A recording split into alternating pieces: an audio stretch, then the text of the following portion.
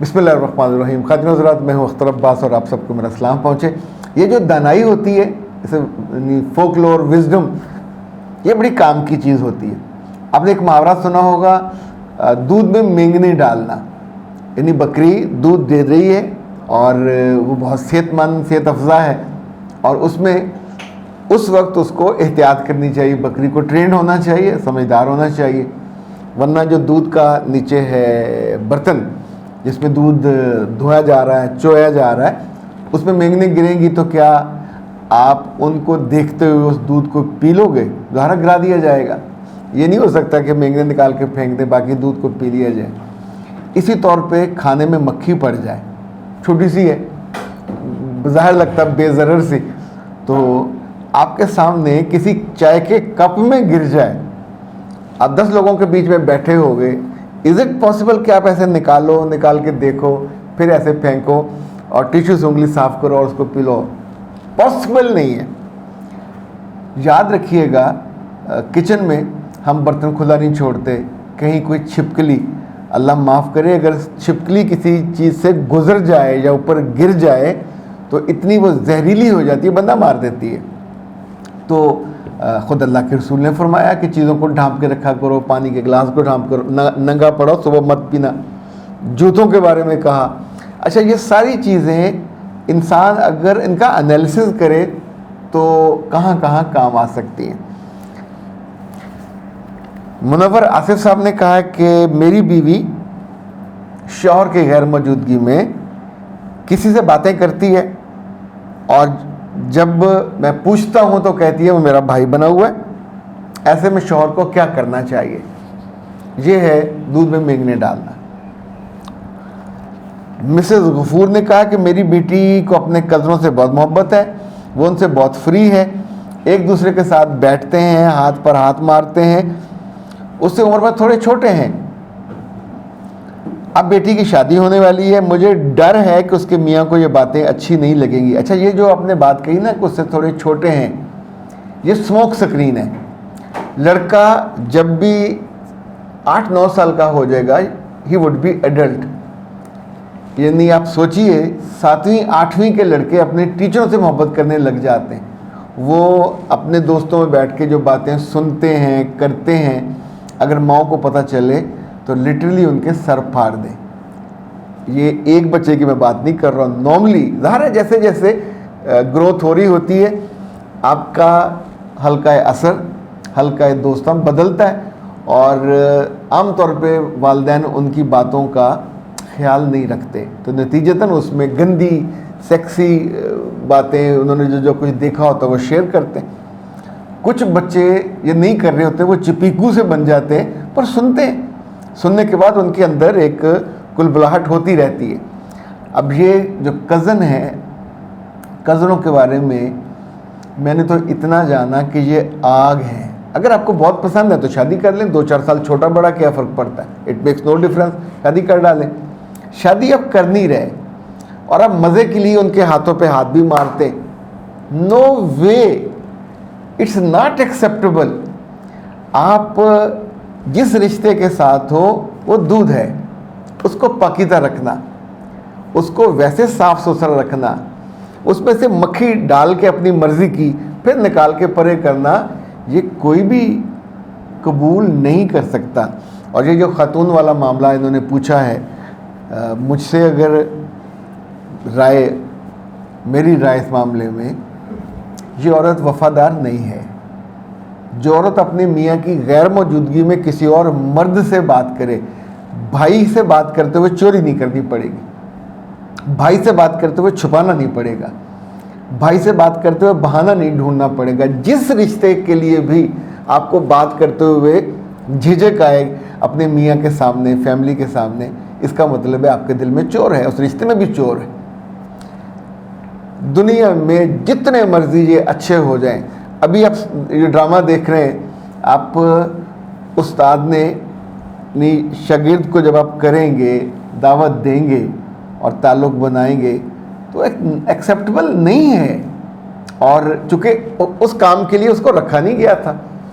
اب آپ کا کوئی کلاس فیلو تھا، کوئی گروپ کا تھا، کوئی جان پہچان کا تھا، آفس میں تھا، اس وقت اس نے آپ کی مدد کی.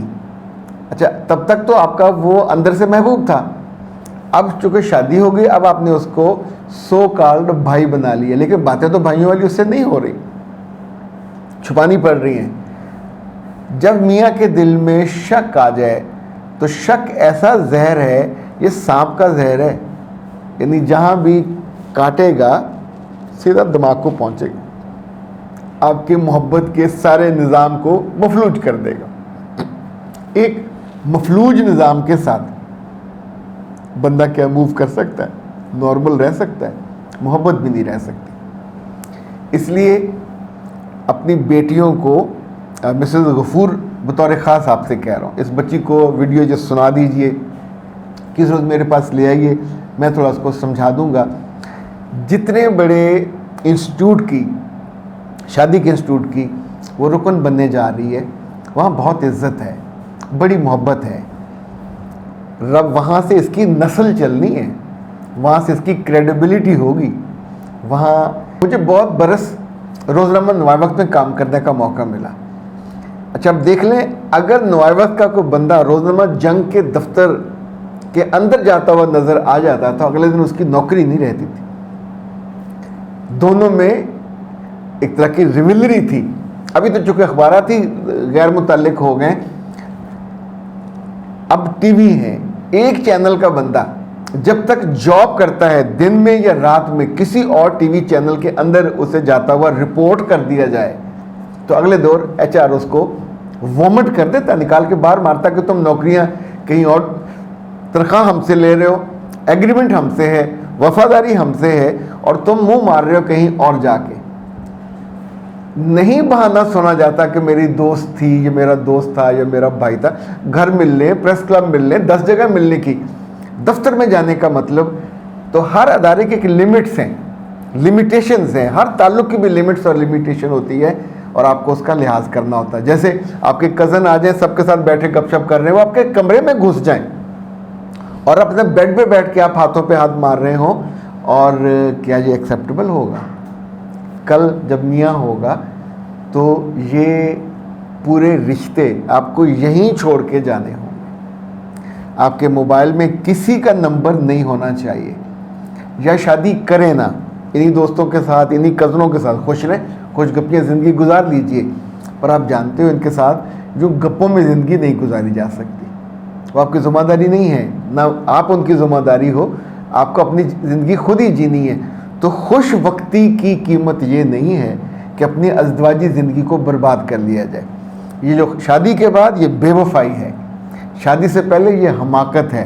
اس کو جتنی جلدی ہو اپنی لمٹس میں لائیے, اور تعلق کے دودھ میں کبھی مینگنے مت ڈالیے. آپ اس تعلق سے محروم ہو جاؤ گے. زیادہ بے عزتی کے ساری عمر کہاں وضاحتیں کرتے پھرو گے کہ آپ وہ خود مکھی تھے یا کوئی اور مکھی تھا جو دودھ میں اور چائے میں گر گئی تھی جس کو نکال دیا گیا. عقل مندی یہ ہوتی ہے کہ جو لوگوں نے غلطیاں کی, جو سوسائٹی کو ایکسیپٹیبل نہیں ہے. سوسائٹی کیا, نہ آپ کی ماں کو ایکسیپٹیبل ہے, نہ آپ کے باپ کو ایکسیپٹیبل ہے, نہ آپ کی بھابھی کہیں کرے کال اور آپ کو پتہ چل جائے تو کیا بھائی کو نہیں بتاؤ گے؟ کہنے کرو کڈو, تکے دے کے کڈو. بے وفا, ساتھ اس پہ پتہ نہیں کیا کیا الزام لگائیں گے. جو ہماری کنٹری سائڈ میں شادیاں ٹوٹتی ہیں وہ ہمیشہ بے وفائی سے ٹوٹتی ہیں, اور انہوں نے عملاً بے وفائی کم کی ہوتی ہے, لفظی بے وفائی زیادہ کی ہوتی ہے, اور یہ رپورٹ ہو جاتی ہے. یہ کبھی سو دلہن کو جاتے ہوئے ساتھ اگر موبائل لے جانا بہت ضروری تکلیف ہے تو پھر اس میں کوئی نمبر نہیں ہونا چاہیے. سب لڑکوں کے کزنوں کے نمبر ڈیلیٹ کر کے. اور مسز غفور, آپ اپنے ان کزنوں کو, ظاہر ہے آپ کے یا بہن کے بیٹے ہوں گے یا آپ کے میاں کے بھائیوں کے بیٹے ہوں گے, کزن تو ہم انہیں کو کہتے ہیں, ان کو بطور خاص بٹھا کے آپ سمجھانا چاہیں آپ سمجھائیے, یا آپ کا میاں سمجھانا چاہیں کہ میرے بچے اب بچپن کی عمر گزر گئی ہے, جو بچپن کے دن وہ اور ہوتے ہیں, اب جوانی کے دن ذمہ داری کے دن ہیں. یہ الگ اس کا فارمیٹ ہے. اس میں نہ تو تم اس کے گھر جاؤ گے, شادی بیاہ پہ میاں ساتھ ہوگا تو اپنی اس کزن سے بھاگ بھاگ کر نہ جفیاں ڈالو گے نہ سلام لو گے, دور سے جیسے آپ سلام دعا ہوتی ہے وہ ہو جائے گی. جب تمہاری شادی ہو جائے تو فیملی کا تعلق ہوگا. تم اپنی اس کے میاں سے دوستی کرو گے، اس سے نہیں کرو گے۔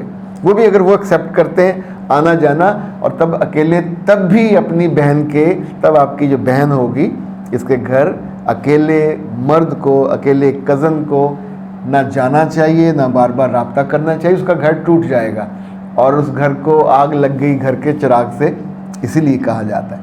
اختر عباس کو دیجیے اجازت، السلام علیکم۔